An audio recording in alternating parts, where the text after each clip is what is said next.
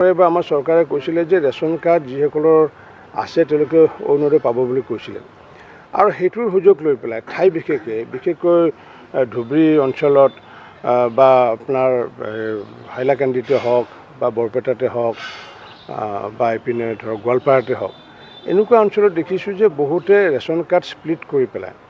যে তেওঁলোকে দুটা পৰিয়াল তেওঁলোকে দেখাইছে। তেতিয়া এইটো স্বাভাৱিকতে এটা সন্দেহ এটা হৈছে যে এটা পৰিয়াল যে এনেকুৱা ধুবুৰী অঞ্চলৰ বা বৰপেটা বা গোৱালপাৰা অঞ্চলৰ যে এই পৰিয়ালবিলাক তাৰমানে সন্তানহীন পৰিয়াল নেকি। গতিকে মাননীয় মুখ্যমন্ত্ৰী ডাঙৰীয়াই কৈছে যে সেই পৰিয়ালবোৰ যদি সন্তানহীন তেতিয়াহ'লে আমাৰ ক'বলগীয়া একো নাই, তেতিয়াহ'লে দুজন থাকিলেও তেওঁলোকৰ মানে পৰিয়ালক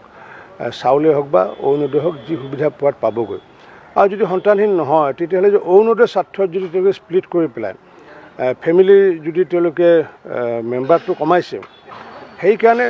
অসম চৰকাৰে এটা ইতিমধ্যে আদেশ জাৰি কৰিছে যে অতি কমেও 5জন আমাৰ হ'ব লাগিব, পৰিয়ালৰ সদস্য হ'ব লাগিব আৰু 5জন পৰিয়ালৰ সদস্য হ'লে আৰু তেওঁলোকৰ যদি ন্যূনতম আয় যদি 2 লাখতকৈ তলত তেতিয়াহ'লে আগন্তুক দিনত তেওঁলোকে অৰুণোদয় পাব। আৰু এই সিদ্ধান্তটো এইকাৰণে লোৱা হৈছে যিহেতু এনেকুৱাকৈ যিহেতু অসৎ প্ৰবৃত্তিৰে ৰেচন কাৰ্ড নতুনকৈ সৃষ্টি কৰিছিলে, যাৰ কাৰণে ধুবুৰীৰ এগৰাকী আমাৰ যোগান বিভাগৰ বিষয়াক ছাছপেনশ্যনো কৰা হৈছে আৰু ইয়াৰ লগত কোন জড়িত থকা আছে তাক তেওঁলোককো আমি কোচ দিয়াৰ কাৰণে ইতিমধ্যে ব্যৱস্থা কৰিছোঁ। যিহেতু মাননীয় মুখ্যমন্ত্ৰী ডাঙৰীয়াই বা আমাৰ চৰকাৰে কৈছিলে যে ৰেচন কাৰ্ড যিসকলৰ আছে তেওঁলোকে অৰুণোদয় পাব বুলি কৈছিলে আৰু সেইটোৰ সুযোগ লৈ পেলাই ঠাই বিশেষকৈ ধুবুৰী অঞ্চলত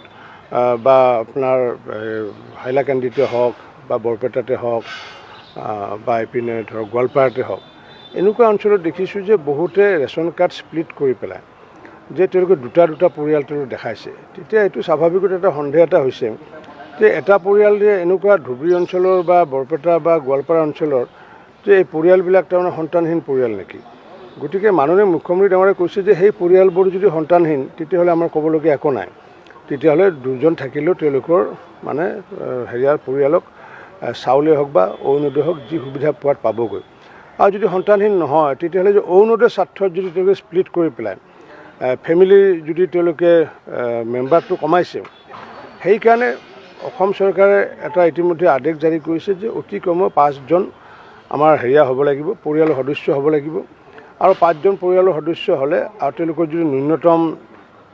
আয় যদি 2 লাখতকৈ তলত তেতিয়াহ'লে আগন্তুক দিনত তেওঁলোকে অৰুণোদয় পাব। আৰু এই সিদ্ধান্তটো এইকাৰণে লোৱা হৈছে যিহেতু এনেকুৱাকৈ যিহেতু অসৎ প্ৰবৃত্তিৰে ৰেচন কাৰ্ড নতুনকৈ সৃষ্টি কৰিছিলে, যাৰ কাৰণে ধুবুৰীৰ এগৰাকী আমাৰ যোগান বিভাগৰ বিষয়াক ছাছপেনশ্যনো কৰা হৈছে আৰু ইয়াৰ লগত কোন জড়িত থকা আছে তাক তেওঁলোককো আমি